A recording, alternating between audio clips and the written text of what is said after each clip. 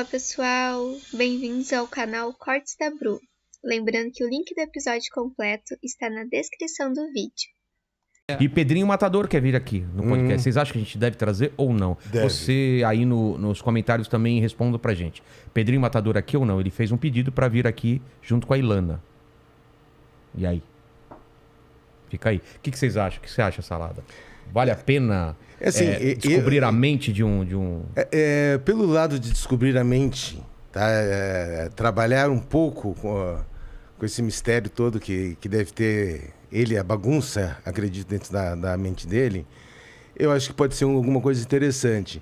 Eu, particularmente, eu não gosto de dar ibope tem essa, né? para criminoso.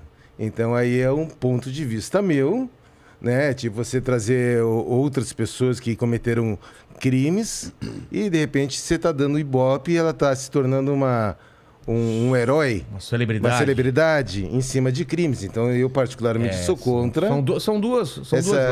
Por outro lado, dá vontade de querer... como psicanalista, né? Querer saber como que é a mente de uma pessoa assim, não é? Então, com relação a esse ponto, concordo, mas eu sou contra o... Glamorizar isso aí. Então tipo o pessoal... a Suzane que matou os pais tem fã-clube. Né? O Chico Estrela, o maníaco do parque, recebeu centenas de cartas quando ele estava preso de mulheres querendo casar com ele. Então você pegar e começar a dizer, traz eles para cá, para glamorizar um serial killer, para glamorizar uma pessoa que planeja a morte dos pais, uma pessoa que tem tudo para seguir a sua vida, né, de uma forma... nem normal, acima da média, né? Né? Porque era privilegiada. Extremamente privilegiada. Acho que isso é assunto até bom pra gente começar, né, Ventura? Você sabe que eu cheguei a ver, se eu não me engano, por agora, né, nos Estados Unidos, essa galera que fazia, sabe essas matanças? Que na escola, tipo... sim, como chama? O cara surta ali, ou realmente ele tem distúrbio, tem problema de transtorno de personalidade, alguma coisa... e aí ele estoura ali e quer matar todo mundo. Eu tenho percebido que esses últimos, eles não têm mostrado a face deles, o rosto deles. Sim. Porque o que eles mais querem é o que o Salada falou. Morrer... Não, quer aparecer... Morrer, ser preso, mas ficar famosão. Então, acho que uma coisa que seria muito importante, que nem sabe aquele caso daquele menino que matou a gamer? Que ele falou, vem jogar aqui em casa. Não tô sabendo isso, não. Já faz alguns meses. Faz um tempinho? 6, 7 meses, como talvez. Como foi isso? Eu não... Tava por dentro, Mandíbula? Um ano já? Porque o tempo passa muito rápido. Acho que um ano.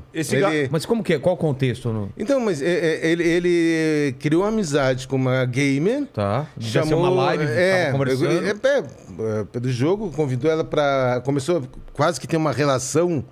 né, afetiva com ela, depois de repente pegou e exterminou a menina. E falou, e aí filmou ainda. Sabe, aí falou pelo apelido dela, tipo, sabe a Star? Matei aqui, ó. E filmou a menina com uma faca desse tamanho enfiada nela e filmou a menina ali no quarto. Mas ele se filmou assim pra ser preso? Sim, depois filmou a tela, o espelho. Ele filmou o espelho, E era o quê? Um adolescente? Era um cara mais novo? Não, ele tinha acho que 20 anos. 20 anos.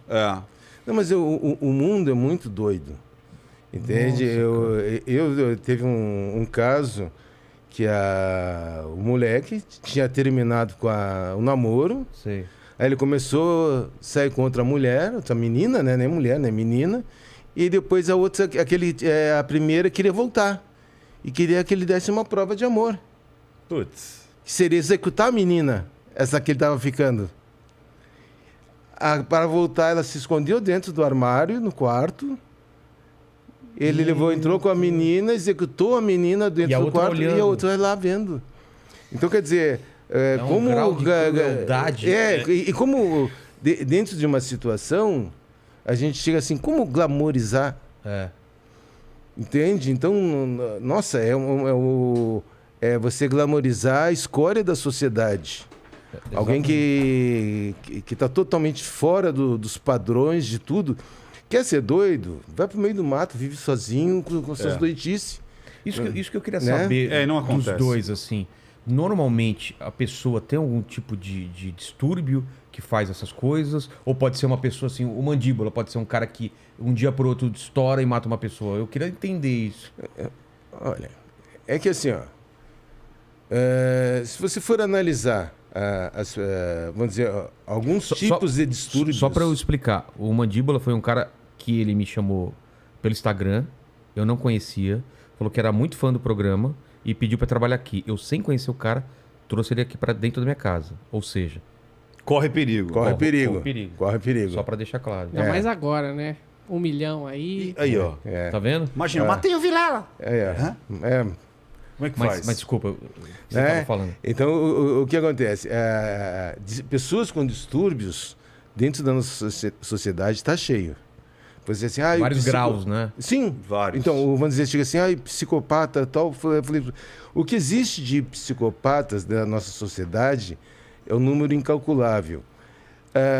As pessoas que desenvolvem a psicopatia para um lado agressivo ao ser humano são poucas. Isso. Ah, tá. Né? Você pode fazer para o quê, por exemplo? Para o poder, para ter dinheiro, para pisar em cima das outras pessoas, vícios, entende? São tipos de psicopatias. Animais. O cara pode ter prazer em vez de rinha de cachorro, rinha de galo, quer dizer, onde os animais se matam. E ele vai extravasar. Sabe?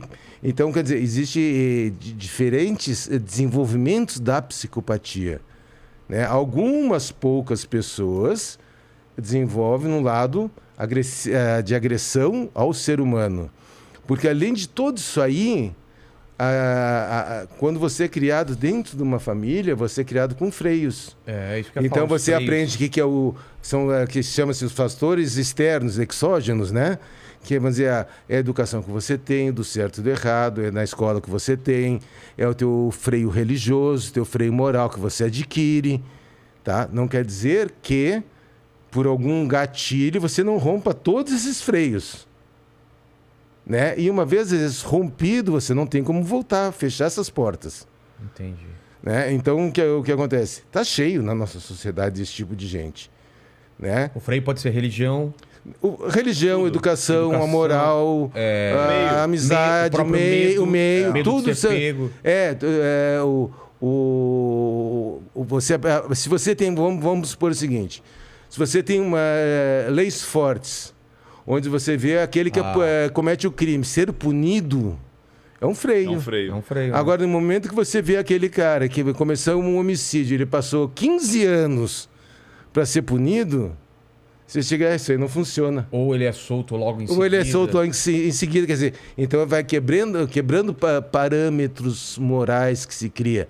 Eu dou um exemplo assim, a minha mãe costumava dizer, olha, quem fuma maconha morre. Então a gente, criança, quem fuma maconha morre. De repente você conhece um cara que fuma maconha há 10 anos e não morreu. Então tudo aquilo que a minha mãe vinha falando que quem fuma maconha morre, é quebrado. Era um freio que ela queria botar, mas um freio... Não correspondia mais à realidade. Exatamente, mas era dentro da realidade dela. Hoje, o que você tem que ensinar para o seu filho? Olha, droga é bom. Se não fosse bom, ninguém usava. Só que... A consequência.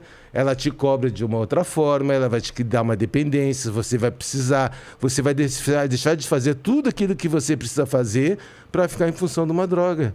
Então a tua vida vai parar, você não vai progredir. Então a história é diferente, a história é real, né, da vida, não aquilo que você simplesmente falava, morre.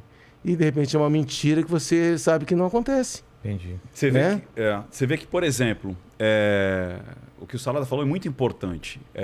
As pessoas, para diagnosticar um quadro, né, você pega um psiquiatra para diagnosticar um quadro, você precisa ter 3, 4, 5 elementos para falar, opa, aqui tem um psicopata. Então a primeira coisa é que a palavra psicopata, ela meio que ficou assim, vulgarizada. Banalizou. Então, por exemplo, de repente me dá um estresse aqui, eu cato essa garrafa, dou na tua cabeça. Nossa, o Ricardo é um psicopata. Não, eu sou um cara mau, ou sou um cara que desequilibrado. Ou, mas eu catei um machado e dei na cabeça ali do cachorro. Cara, você... Isso não te transforma num psicopata. Exato. As pessoas transformaram a palavra psicopata numa pessoa má. Psicopata é um traço de personalidade. né? Então, quando você tem lá o antissocial, ou seja, que é o psicopata, né? Que é o transtorno de personalidade antissocial, esse é o nome. Você pode, como disse o Salada, de repente, imagina dois psicopatinhas. Só que um nasce dentro do PCC e o outro nasce dentro de um mosteiro budista. Será que os dois vão ter a mesma condição, de repente, de ruindade, de realização? Eu chamo isso de portas abertas e portas fechadas. É oportunidade. Então, às vezes, esse cara vai falar, opa, peraí, eu posso ser cruel e quem está em volta de mim aplaude. E ele vai escalando isso. Porque normalmente você começa com uma maldade, às vezes com um irmãozinho, com um animalzinho, e aí você vai escalando. E cada vez você quer mais. Por quê? Porque aquilo que você fez a primeira vez já não tem tanto, não te dá tanto tesão. Você precisa de mais adrenalina, você precisa de mais emoção para conseguir. Agora, se você nasce lá num mosteiro, você pode ser simplesmente o cara lá, o grande guru, que de repente vai falar assim, você vai ficar de joelho aí 3 horas, você vai ter que ficar sem comer 3 dias. Então ele vai expor essa vontade dele de outras maneiras. Assim como numa empresa, às vezes o cara é um carrasco na empresa. Então você tem psicopatas no mundo político, você tem psicopatas em empresas, você tem psicopatas... Um que eu sempre falo do Steve Jobs... Esse cara era um carrasco. O cara, ele era colocava os engenheiros para trabalhar, às vezes mais de 24 horas seguidas para entregar conteúdo. Tanto é que ninguém suportava mais ele foi mandado embora da Apple. De tanto que ninguém aguentava o comportamento dele. Você entendeu? E você encontra... Ele canalizou para isso. E você encontra psicopatas dentro de casa... Né, que destrói, às vezes, um filho, destrói, às vezes, a mulher, porque é onde ele consegue chegar. Você encontra pessoas sendo gurus espirituais. Você encontra a psicopatia em vários lugares. Então, não é uma caixinha fechada. Não é uma situação que todos vão ser iguais, todos vão ser da mesma ordem. Né? Mas quais são alguns parâmetros para a gente falar isso é ou não é? Por exemplo, ele tem que repetir isso aí. Não adianta fazer uma vez só. Tá. Porque pode ser uma explosão, pode ser. Inclusive, pode ser um cara que tenha. O cara pode ser borderline. Então ele estoura, que a gente pode depois até entrar em alguns casos que você citou.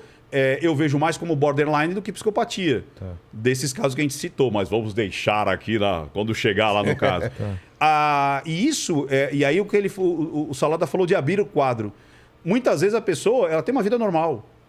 E aí, normalmente, na juventude, no início da juventude, abre o quadro do narcisismo, da esquizofrenia, da psicopatia, que o cara ele se revela para o mundo. É aquela coisa que é muito mais contida. E quando se revela, aquele gosto, aquele prazer, você não volta mais, você não fecha mais. Aí daí para frente é sempre escalando cada vez mais.